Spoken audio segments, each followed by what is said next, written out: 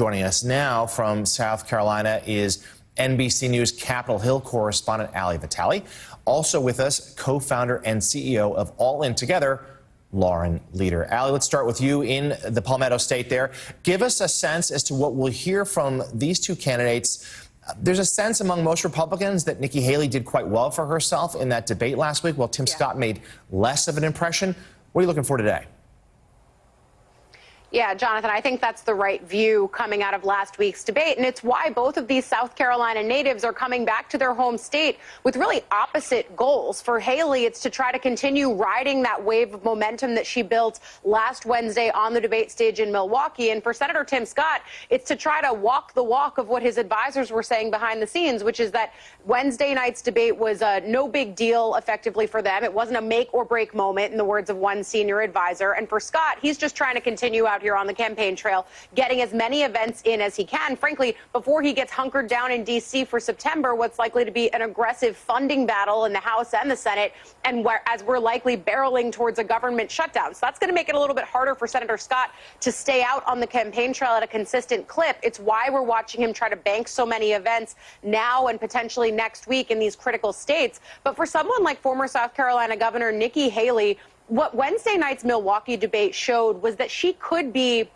the adult in the room, leveraging the fact that she has deep executive experience as a two-term governor of this state, but also foreign policy experience as a former UN ambassador. Those, of course, were key moments for her. But I think the other thing that we're watching her do coming out of the debate is try to be the adult voice in the room on abortion access. This is an issue that we've talked about a lot. I know we were talking about this on the show last week. We will continue talking about it because reproductive rights has been such a galvanizing issue at the ballot box for abortion advocates. It's really cut against Republicans. And it's the thing that I hear from Republican sources consistently, that these Republican candidates will get pushed to the right and boxed in on restrictive abortion policy.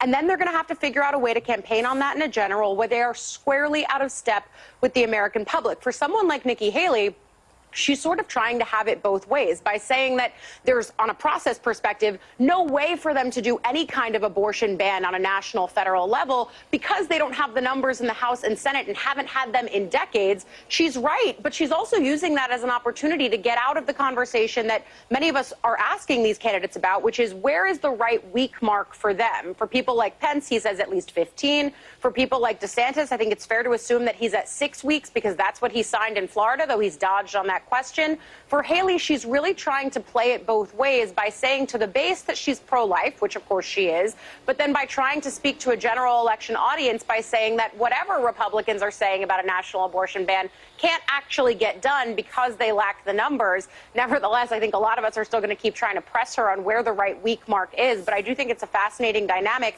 for the only woman on the stage to be taking on this role where Republican women, and Lauren knows this, typically eschew gender and identity politics altogether. Yeah, and certainly that's what we heard from her on the stage last week. But one of her go-to tactics on the campaign trail has been not to go after President Biden, but instead to attack his vice president, Kamala Harris. Let's take a listen. And my concern is we cannot have Kamala Harris as president. We can't chance this. Kamala continues to mess up everywhere that she can. The one job that she's been given has been the border. She refuses to go there, so she gives us these word salads on things that just don't make sense, and she continues to sound extreme. On Biden and Harris's watch, this woke self-loathing has swept our country. It's in the classroom, the boardroom, and the back rooms of government. We're told our country is flawed, rotten, and full of hate. Joe and Kamala even say that America's racist. I've actually been to the border, and I didn't pull a Kamala, go and come back. I went 400 miles down that border. So, Lauren, a lot of Republicans are sort of subtly making this argument. It's invoking President Biden's age, suggesting that really this next election is about his vice president, Kamala Harris. Should be putting her in charge. But Haley has been doing this by far the most explicitly. What is your read of this strategy? Yeah, I mean, it's fascinating. She's certainly trying to play on the low approval ratings, which we've talked about on the show before, that Kamala continues to deal with. which is that she has had these sort of historically low approval ratings relative to other vice presidents. And I think Haley is banking on the fact that Kamala, just her name is so galvanizing for folks on the right. They loathe her, and that is going to be a winning strategy. I do think there's a lot of irony there. And then some of what Ali was getting to before is that on the one hand, Nikki Haley is willing to invoke her gender. She did it. It was one of her first sort of comments on the debate stage, right? Invoking Margaret Thatcher, that if you want something done right, ask a woman.